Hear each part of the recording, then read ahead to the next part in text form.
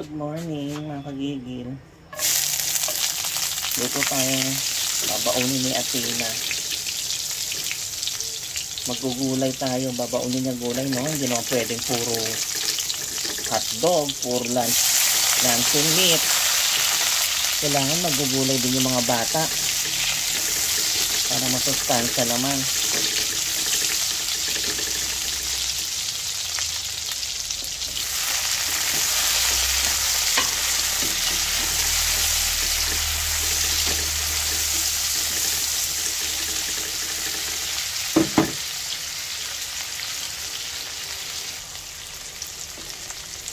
Bili tayo ng ground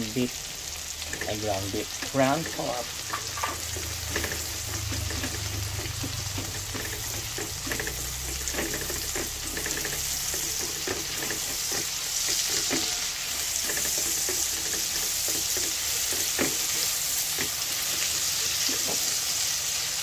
Kaya kulay red yung ating ground pork.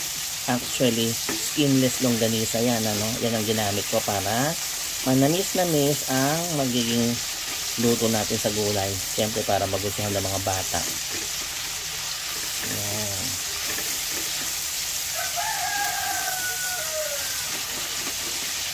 Isang gagawa ka ng technique para magustuhan nila yung gulay.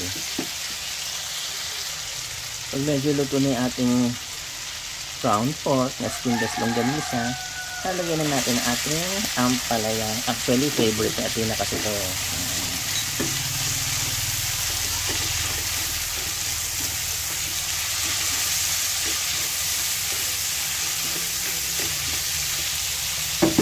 Lagyan lang tayong pampalasa.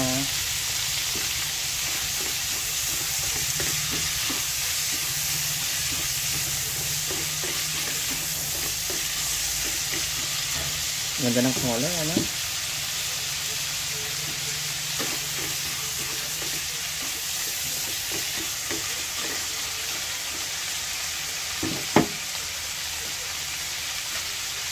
Simmer.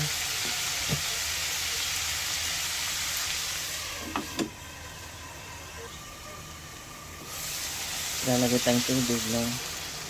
Para maluto yung ating ampalaya.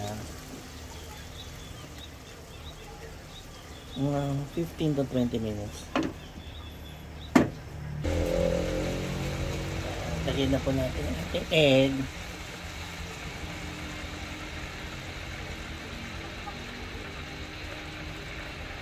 Tatlong itlog lang to, no? Nung maliliit.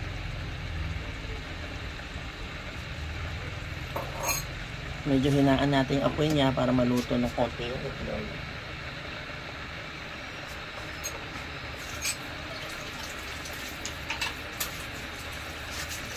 Yung haluin. Ayan. Pwede nyo lang galawin.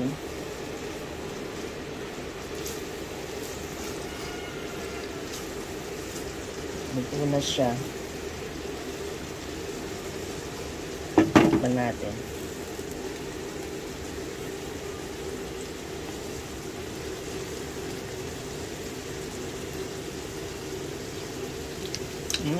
Sarap.